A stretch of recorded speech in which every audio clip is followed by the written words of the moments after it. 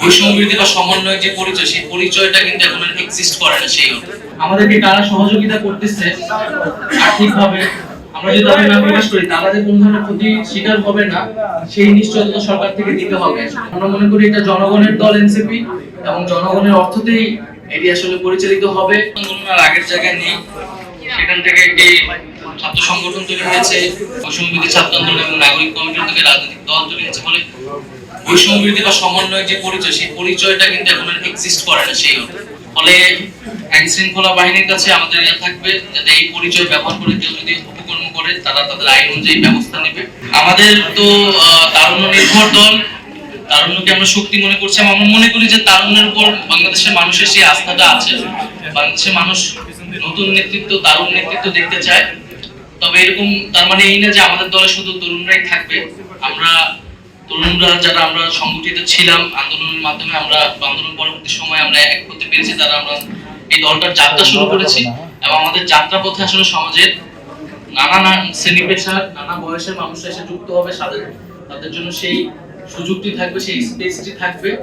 সময়ের থেকে আমি আমার ইন্টারভিউতে বলেছি প্রেক্ষাপটটা গুরুত্বপূর্ণ। এই গণঅভ্যুত্থানের পরে গণঅভ্যুত্থানে মানুষ যে পরিবর্তনের আকাঙ্ক্ষা থেকে এসেছিল, ন্যায় বিচারের আকাঙ্ক্ষা থেকে এসেছিল, সেই দুইটা জায়গা তো মানুষকে দিতে হবে, পূরণ করতে হবে।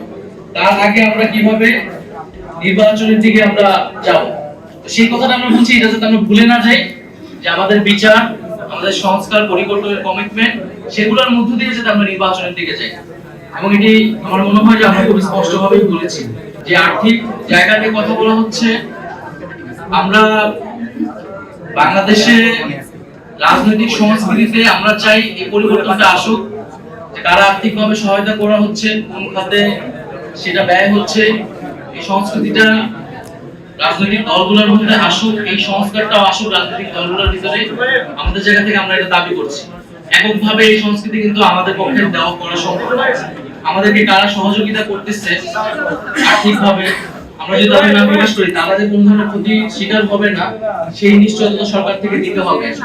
সেই কালচার তো আসলে বাংলাদেশে এখনো তৈরি করা যায়নি, কিন্তু আমরা চাই সেই কালচারটা হোক এবং সকল রাজনৈতিক দলই সেই সংস্কৃতি গ্রহণ করুক। আমরা যেসব অলিগার্ড ছিল বাংলাদেশে, যারা দুর্নীতিবাজ, লুটেরা, ব্যবসায়ী শ্রেণী ছিল, আমরা কখনোই তাদেরকে সমর্থন করি না, করব না। আমরা মূলত যারা দেশপ্রেমিক, যারা দেশকে নতুন ভাবে গড়তে চায়, ছাত্রদের এই যে নতুন উদ্যোগকে সমর্থন করছে, যে সব মানুষরা রয়েছে সকল সমাজে, তাদের থেকে আমরা সহযোগিতা চাচ্ছি। সাধারণ মানুষের কাছ থেকে আমরা সহযোগিতা চাবো। রিকশাওয়ালা থেকে শুরু করে সমাজের সকল শ্রেণী পেশার মানুষের কাছে যাব আর্থিক সহায়তার জন্য। কারণ আমরা মনে করি এটা জনগণের দল এনসিপি এবং জনগণের অর্থতেই এটি আসলে পরিচালিত হবে। এবং আমাদের একটা ফিনান্সিয়াল পলিসি টিম গঠন হয়েছে। তারা আমাদের যে ডায়াসপোরা টিম আছে, আরো দেশেরও বিভিন্ন অর্থনীতিবিদ, তাদের সাথে আমরা কথা বলছি এটা পলিটিক্যাল ফিনান্সিয়াল পলিসি ডেভেলপ করার জন্য। এবং সেই অনুযায়ী একটা রাজনৈতিক দল, নতুন একটা দল যাতে পরিচালিত হতে পারে, সেটা হয়তো আপনাদের সামনে আমরা পরবর্তীতে উপস্থাপন করব।